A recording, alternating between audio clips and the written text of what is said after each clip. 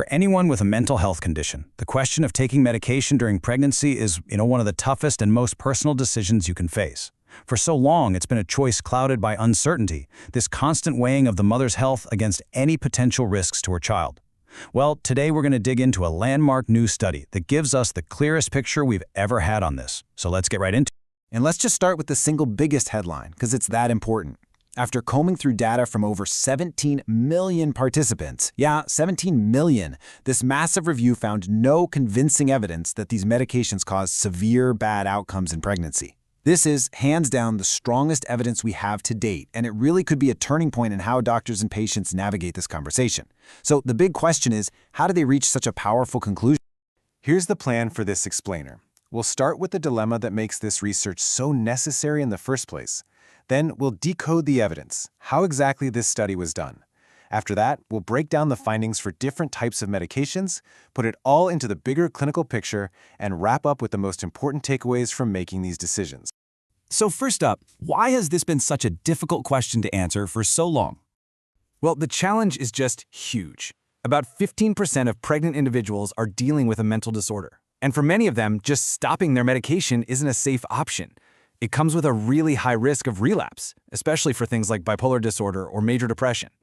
But, and here's the catch, for very obvious ethical reasons, we can't run the gold standard clinical trials where you'd give one group a placebo. This has basically left clinicians and patients in a state of uncertainty for decades, forced to rely on smaller and often conflicting studies. So how does this new research manage to cut through all of that fog? It really all comes down to its powerful methodology. The researchers conducted what's known as an umbrella review. You can literally think of it as a review of reviews. It sits right at the very top of the evidence pyramid. It doesn't just look at single studies, it pulls together the findings from a whole bunch of large-scale meta-analyses to give us the most complete view of all the research out there. And the scale here is just, well, it's immense.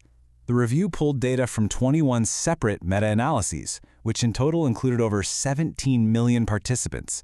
A number that big gives the findings enormous statistical power. It means we can be much more confident about the results they see, or in this case, what they don't see. And this slide right here shows just how rigorous they were. The team started with a pool of over 3,600 potential studies. From there, they systematically filtered them down, applying super strict criteria to weed out any lower quality research, finally landing on the 21 best meta-analyses for their final evaluation. To make sense of the results, the study used this clear 5-level system.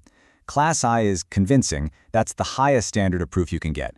Class 3 is suggestive, which means there's a signal in the data, but it's not totally definitive. And Class 4 is weak. Understanding these levels is absolutely key to interpreting the findings we're about to look at. And a little spoiler alert, we're not going to be seeing much at the top of this scale. Okay, so with that framework in mind, let's jump into the key findings and take a close look at the different classes of medication. Let's start with antidepressants, the most commonly used group. The overall picture here is pretty reassuring. The researchers looked at 50, that's 50 different potential negative outcomes, and out of all of them, not a single one reached that top convincing or even highly suggestive level for harm. The evidence they did find was mostly in that suggestive or weak category, and the associated risks were small. Okay, let's look closer at that suggestive evidence. The study found a link between taking antidepressants and the higher chance of preterm birth, with what's called an odds ratio of around 1.6. So what does that mean? It means the odds are about 60% higher than for someone not taking the medication. They also found a link between SSRIs and babies being born a bit smaller than expected, and another link between taking paroxetine in the first trimester and cardiac malformations. Now, the crucial point here is that while these links are real in the data, the actual increase in risk is small. These aren't huge flashing red lights. All right, now let's talk about mood stabilizers, specifically lithium, which is just an essential medication for managing bipolar disorder. In this case, the evidence for risk was even lower. The associations only reached that weak level. So this weak evidence pointed to a possible link with malformations and preterm birth. But this is where context is everything. The study highlights that this risk seems to be dose-dependent. The risk only really goes up in a meaningful way with higher doses. We're talking above 900 milligrams a day.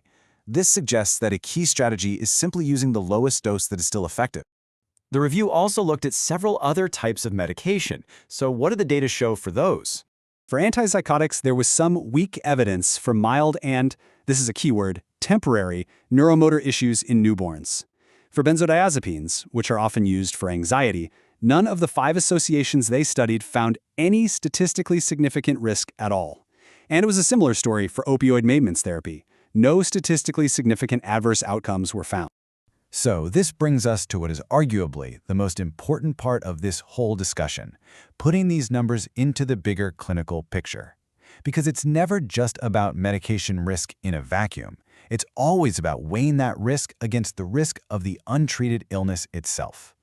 And this is the million-dollar question, isn't it? Is the risk coming from the medication or from the underlying illness? Think about it like this. If you find that people who carry lighters are more likely to get lung cancer, you wouldn't blame the lighters, right? You'd blame the smoking. It's the same idea here.